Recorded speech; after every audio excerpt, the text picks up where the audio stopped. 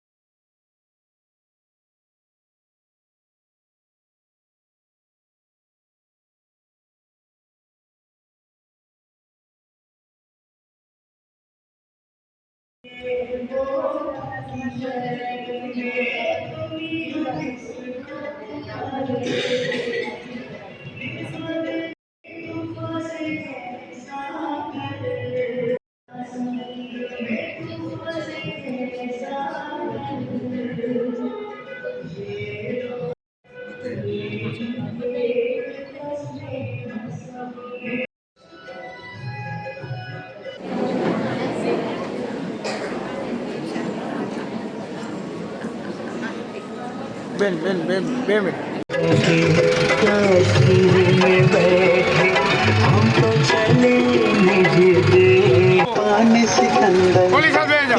क्या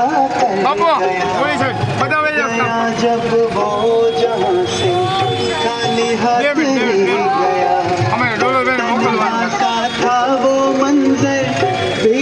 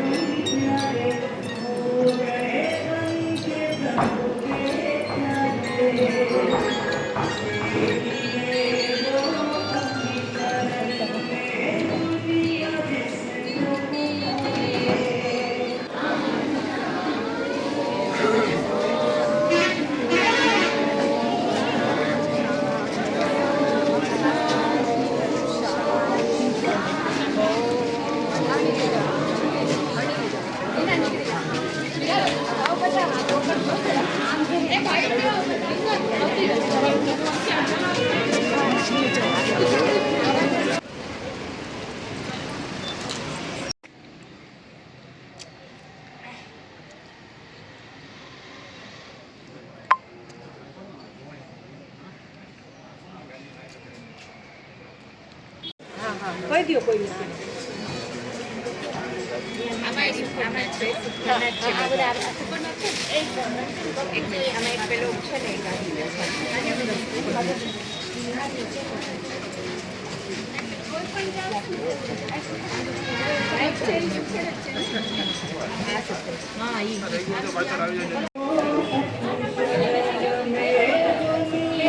લઈ લેજે હવે દૂધ આપી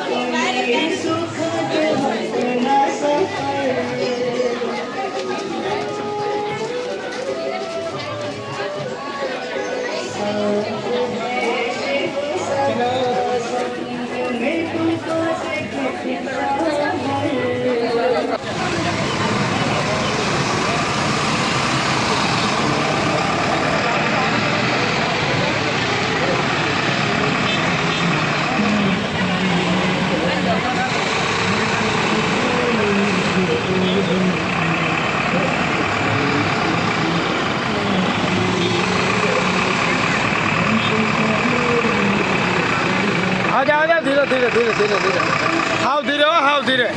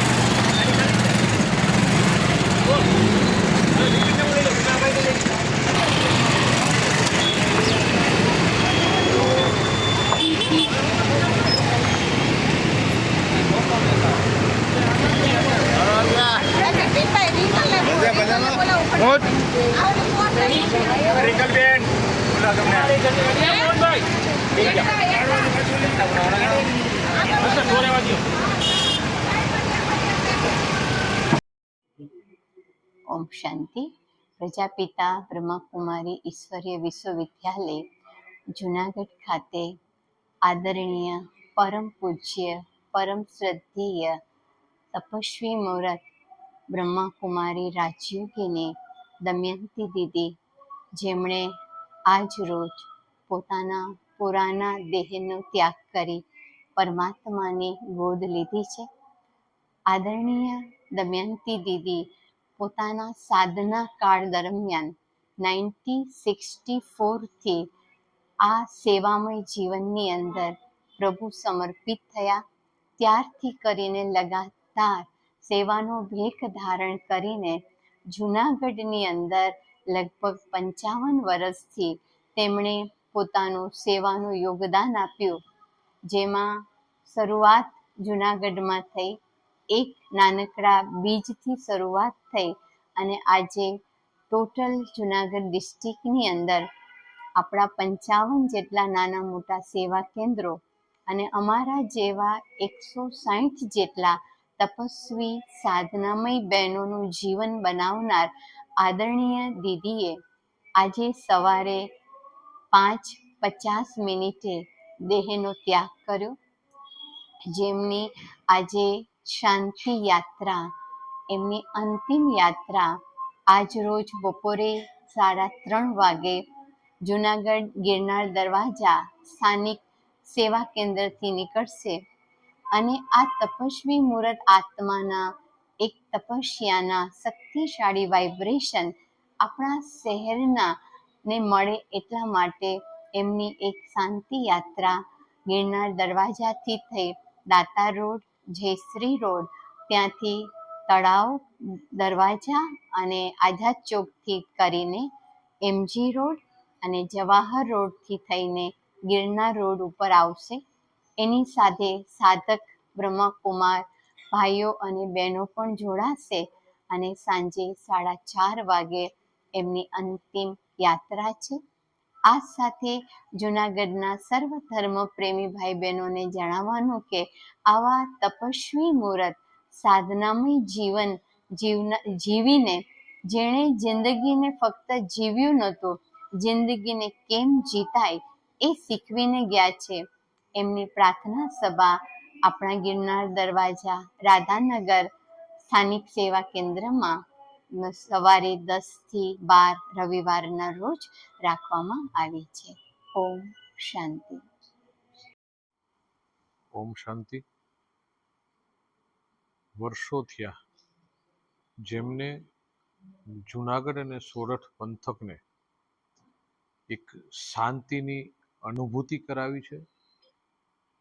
લાખો લોકોના જીવનની અંદર શાંતિનો મંત્ર જેમને સ્થાપિત કર્યો છે ને બ્રહ્માકુમારી ક્ષેત્રની આ એક અભૂતવ વ્યક્તિત્વ એટલે કે દમયંતી દીદી, જે વર્ષોથી આ વિચારધારાને, આ ભાવને, લોકોના જીવનના પ્રશ્નો, મનની અશાંતિને શાંતિરૂપ કરવા માટેના દીદી અને સમગ્ર બહેનો દ્વારા જે પ્રયત્નો થઈ રહ્યા હતા, એમના સૌથી મહત્વનું યોગદાન હોય તો એ દમયંતી દીદીનું હતું.